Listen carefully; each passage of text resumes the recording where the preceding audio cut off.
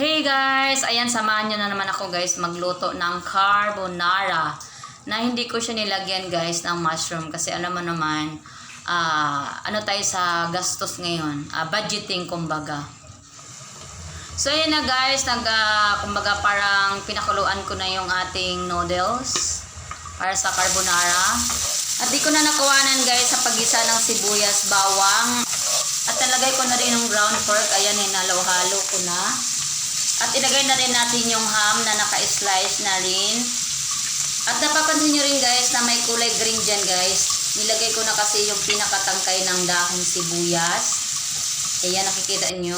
So ayan, halo-haloin lang natin mga guys. Or let's go. Halo-haloin lang yung ating ground pork at saka ham. Halo-haloin natin para magpantay ang kanilang lasa. Lagyan na natin ng asin. Din bitchin. Tansahin na lang natin mga lalabs ang paglagay sa ating asin at bitchin. Then hahalo-haloin lang natin para mag-mix po ang lasa ng asin at yung bitchin para mag-mix po talaga ng bongga. So ayan, lagyan na natin ng patis or fish sauce. Ayan, tansahin lang din ang paglagay sa patis or fish sauce. Ayan, check na natin yung ating pasta kung talagang malambot na siya. So, ayan, okay na siya guys. So, ayan, ilagay na natin sa lababo upang mabanlawan natin siya ng maligam-gam na tubig. Para hindi po, ang purpose po kasi niyan guys, para hindi po magdikit-dikit yung pasta. So, ayan, ilalagay na natin yung bell pepper na green doon sa ating ginisang ground pork at saka ham. So, halo-halo lang natin guys yung ating bell pepper doon sa ating ham at saka ground pork. So, ilagay na natin yung century tuna of course. Ayan, isama na natin yung sabaw ng tuna para maging malasa talaga yung ating pasta. So, ayan, i-mix lang natin upang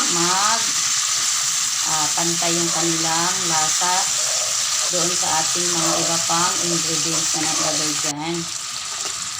So, ibuhos na natin or ilagay na natin yung ating carbonara sauce na doon talaga magpapadala sa masarap nating carbonara.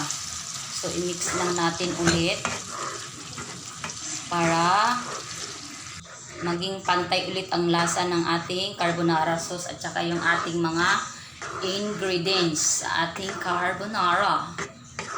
So, ayan. I-mix lang natin ng bongga. Napakaganda tingnan guys. So, yung green. So, ilagay na natin yung sibuyas dahon para madagdagan yung ating aroma sa ating carbonara. So, i-mix lang natin ulit. Ang ganda niya tingnan guys, diba? Green na green, bell pepper green at ating sibuyas daw na green. So ayan, isunod na natin ilagay yung ating pinaka pasta or noodles.